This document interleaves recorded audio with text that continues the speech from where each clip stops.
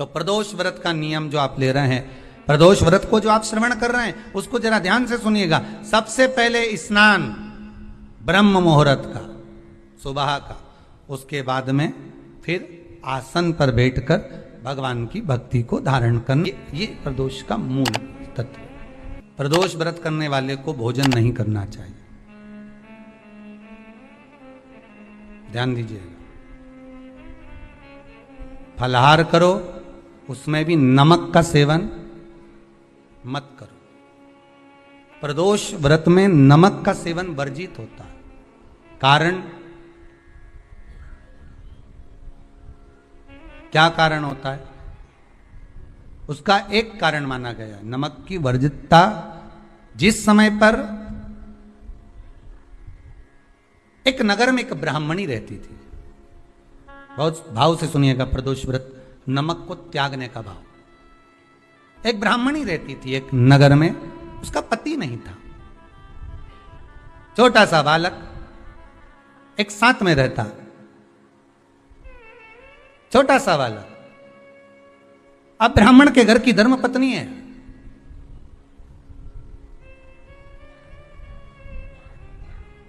ब्राह्मण कर्मकांड करने वाला, पूजन करने वाला, पाठ करने वाला, अनुष्ठान करने वाला, पूजन करने वाला, मंत्र जाप करने वाला, भगवत भक्ति में डूबने वाला। ब्राह्मण तो चले गया, ब्राह्मणी बच्चे के साथ रह रही। क्या करे वो? अकेली निवास कर रही, अकेली रह रही है। और ब्राह्मणी बच्चे के साथ भ्रमण करती रहती, घूमती, कहीं कहीं दर दर जाकर कुछ भिक्षा को मांग कर लेकर आ जाती। और भिक्षा लाने के बाद में उस भिक्षा को जब लेकर आती तो अपने बच्चे को भी खिलाती और स्वयं भी उसका पान करती। एक दिन ब्राह्मणी भ्रमण करते करते प्रदोष काल के समय पर शिव मंदिर में प्रवेश करी। प्रदोष काल के समय पर, और शंकर मंदिर में जब प्रवेश करा, प्रदोष काल किसको कहते हैं? सूर्य अस्त हो रहा हो, रात्रि प्रवेश कर रही हो, दोनों का जब मिलन हो रहा हो वो प्रदोष काल कहलाता है। दोनों का जब मिलन हो रहा, सूर्यास्त हो रहा हो, रात्रि अपना चरण बढ़ाने के लिए आगे बढ़ रही हो और दोनों का जब मिलन हो रहा है, वो प्रदोष काल है, वो प्रदोष का समय है। ब्राह्मणी मंदिर में प्रवेश कर रही, जब ब्राह्मणी मंदिर में प्रवेश करी, मंदिर के अंदर पहुंची, प्रदोष काल का समय था, प्रदोष का समय चल रहा था। और प्रदोष काल के उस समय में, प्रदोष काल के उस समय में जब ब्राह्मणी ने देखा कि कोई भगवान की भक्ति में लगा हुआ है, भगवान के रस तत्व में डूबा हुआ है, आज ब्राह्मणी के पास में कुछ पदार्थ नहीं है, अपने बच्चे का पेट भरने के लिए कोई सामग्री नहीं है, और कुछ आस लेके वो प्रवेश करी है, कुछ आस लेकर वो अंदर प्रवेश कर जाती है। कोई ऋषि की पत्नी, कोई ब्राह्मण जन की अर्धांगिनी उस प्रदोष के समय पर शंकर का अभिषेक पूजन कर रही थी, भगवान शिव की आराधना कर रही थी, भगवान की भक्ति में डूबी हुई थी, कुछ पाने के लिए चली गई। ये कुछ पाने के, और इसके मन में आया कि मैं कुछ, मुझे भोजन का कोई पदार्थ मिल जावे, मुझे कुछ भोजन मिल जावे, और जब मुझे भोजन मिल जाएगा तब मैं जो पाऊंगी अपने बच्चे को भी पाऊंगी। पर जिस मंदिर में वो प्रवेश करी थी, जहां पर नारी पूजन कर रही थी शंकर की प्रदोष काल में, वहां पर पड़ी हुई कुछ वस्तु को इस ब्राह्मणी ने मांग लिया।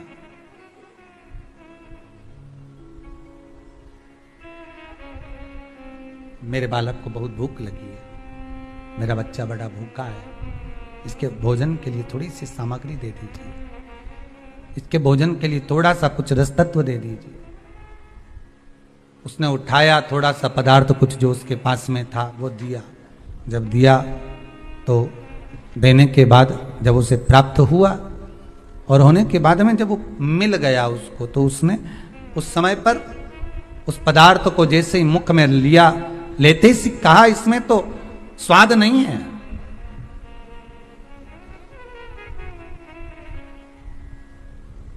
इसमें स्वाद नहीं है।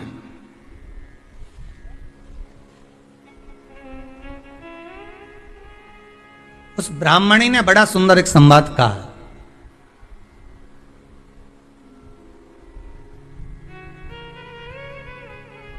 घर का जो बड़ा होता है ना, घर का जो भयो होता है, घर का बुजुर्ग जो होता है, घर का जो प्रथम स्थल प्राप्त करने वाला, मेन कुर्सी पर, अच्छी जगह पर जो बैठने वाला होता है ना, ब्राह्मणी कहती है वो कभी किसी वस्तु में ऐब नहीं देखता, मिनक नहीं निकालता।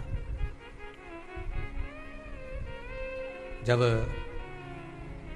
समाज के अन्नकूट होते हैं, समाज के जब अन्नकूट होते हैं महाराज, समाज के जब अन्नकूट होते हैं, बड़ी बड़ी समाजों में जब कार्तिक महीने में अन्नकूट महोत्सव होते हैं, बहुत सारा प्रसाद बनता है।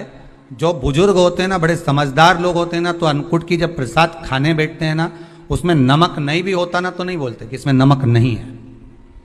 पर जो हमने डोनेशन दिया है, जब तुम आए थे समाज वाले, तो हमने 1000 का लिफाफा दिया, 500 का लिफाफा दिया, 2000 का लिफाफा दिया, और भोजन ऐसा बनवाया।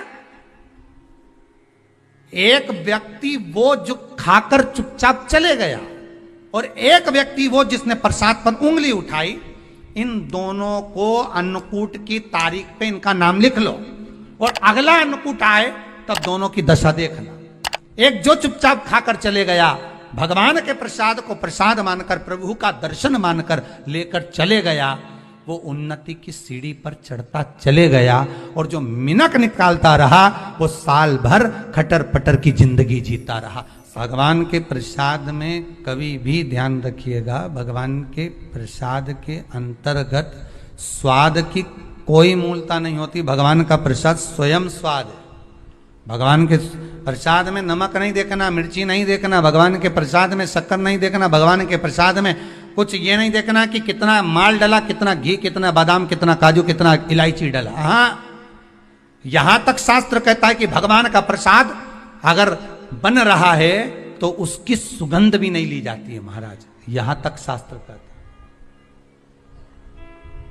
जब तक भगवान उसको पानी ले तब तक उसका सुगंध भी नहीं ली जाती।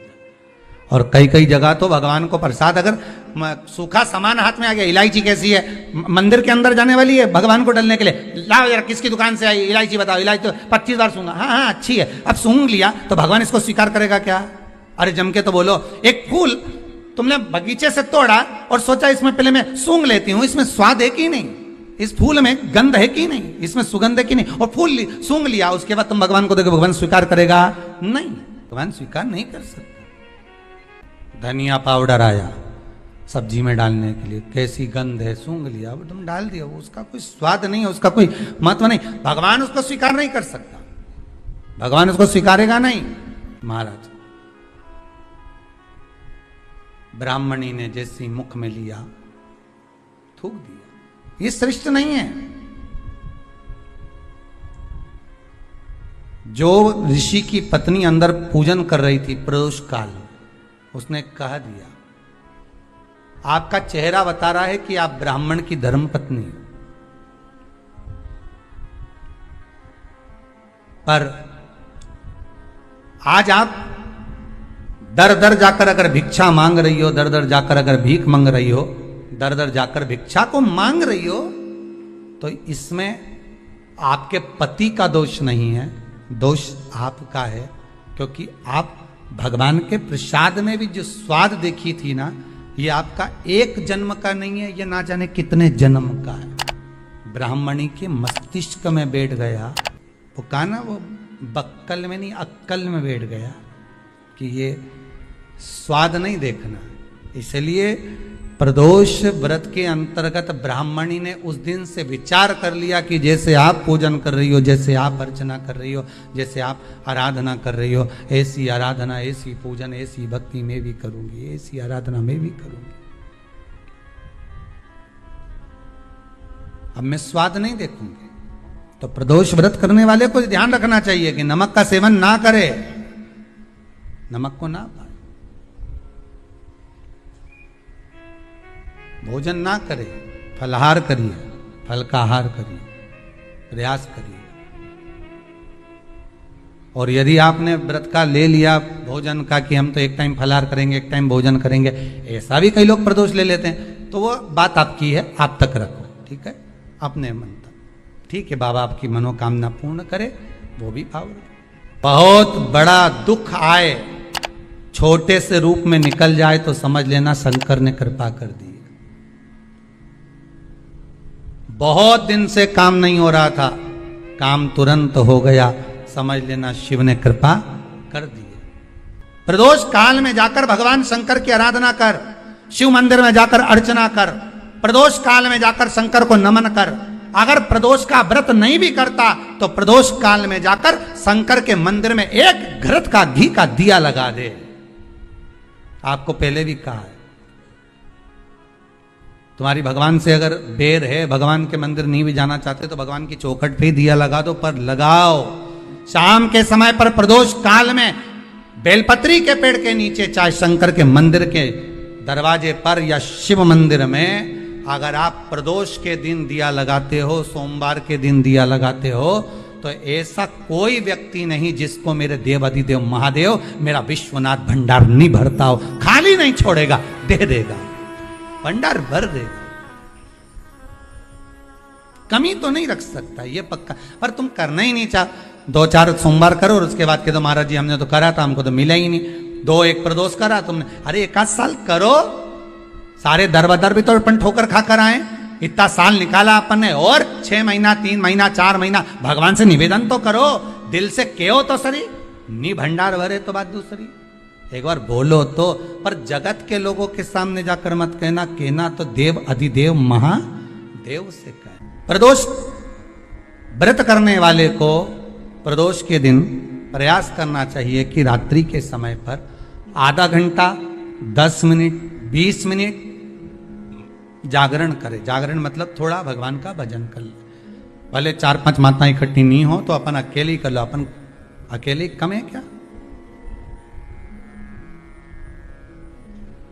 भाई, अपन कम पड़े, आराधना अकेले भी करो, जागरण करो। जब आपकी 11 प्रदोष हो जाए, 26 प्रदोष हो जाए, तब उद्यापन करो। उद्यापन 2 ब्राह्मणों को जोड़े से बुलाओ, ब्राह्मणों को जोड़े से बुलाकर उनके चरणों की पूजन कर कर, आराधना कर कर, सुंदर मंडप तैयार कर कर भगवान का, उसमें सुंदर रंगोली डालकर, मंडल बनवाकर पूजन करो शंकर भगवान की प्रदोष का। एक दिन पहले गणेश की आराधना करो, पूजन करो, और प्रदोष वाले दिन जो मंडल बनाए हैं पूजन अर्चना करने के लिए, जो स्थान दिया है उसकी आराधना करो। खीर की आहुतियां दीजिए 108 बार, जो ब्राह्मण आए उनके माध्यम से मंत्रों द्वारा पूजन कराकर खीर की आहुतियां दीजिए, शिव नाम। महाराज फिर ब्राह्मणों को जोड़े से भोजन कराकर, चरणों को नमन कर कर, दक्षिणा प्रदान कर कर, निवेदन कर कर ब्राह्मणों से कहें, हे ब्राह्मण देवता, आप हमें आशीर्वाद प्रदान करें कि जिस प्रदोष का हमने व्रत किया है उस व्रत का पुण्य फल हमें प्राप्त हो। ऐसा ब्राह्मण चरण को नमन कर कर, प्रणाम कर कर उनसे अपने मस्तक पर अक्षत छुड़वाएं, फिर नमन कर कर, भोजन कराकर विदा करें। शाम को भगवान का जागरण करें। ऐसे प्रदोष व्रत का उद्यापन कर अपने जीवन को सार्थक बनाएं। ऐसा सुंदर प्रदोष व्रत का व्याख्यान वर्णन स्कंद पुराण में करा गया। वही स्कंद पुराण का प्रदोष व्रत का वर्णन आपको शिव महापुराण के इस सुंदर संवाद में किया गया। दुख की जिंदगी चल रही है, बेलपत्र लीजिए और 7 चावल के दाने इस बेलपत्र के मध्य वाली पत्ती पर रख लीजिए। जो बेटा बेटी बहुत प्रयास कर रहे हो, बहुत कंपटीशन एग्जाम दे रहे हो, बहुत मेहनत कर रहे हो, और उसके बाद भी बहुओं का, बेटियों का, बेटों का अगर कहीं जॉब नहीं लग रहा और कहीं सिलेक्शन हो ही नहीं रहा और बहुत हार चुके, तब एक बेलपत्र 7 चावल के दाने मध्य पत्ती पर 7 चावल के दाने, एक घिसे हुए चंदन की गोली, पीला चंदन को घिस कर उसकी एक गोली बनाई, एक गोली गोल कर कर शिवपिंडी जैसी, शिवलिंग जैसी गोली बनाकर उस चावल के दाने पर रख लो, एक स्थान पर रखकर घर के अंदर ही उसका पूजन कर लो, कर कर दिए से आरती कर कर ऐसी कैसी ही बेलपत्र अशोक सुंदरी वाली जगह पर आकर रख दीजिए। ये किसी भी प्रदोष के दिन या किसी भी सोमवार की अष्टमी के दिन या किसी भी विशेष शिवरात्रि के दिन आप ये एक बार केवल करना है और अपने मन की कामना कर कर उसको रखकर बाबा को घी का 2 दिया लगाकर आ जाना है। मेरा भोलेनाथ आपका हाथ पकड़कर आपको कंपटीशन एग्जाम में विजय दिलाएगा। जिस जिस महीने में जो जो प्रदोष पड़ा करे, जब प्रदोष पड़े बन सके 1 बेलपत्र, बन सके 5 बेलपत्र, शमी पत्र, हरे मुंह, हरा मुंह बेलपत्र, एक कलश के अंदर थोड़ा सा पानी लेकर 1 बेलपत्र, हरा मूंग, शमी पत्र डालकर और उसमें थोड़ा सा गुड़ डालकर भगवान शिव का स्मरण कर कर प्रदोष काल में, मान लो कोई काम आपका बहुत जरूरी है, बहुत दिनों से आप थक गए हैं, नहीं हो रहा, कर्जा बढ़ रहा है, धन नहीं आ रहा, व्यापार नहीं चढ़ रहा, या कोई समस्या बहुत प्रबल है, कोई एग्जाम में बैठ रहे हो नहीं हो रहा, परीक्षा भी दे दी है, रिजल्ट आने ही वाला है, तो भी प्रदोष काल में, प्रदोष के समय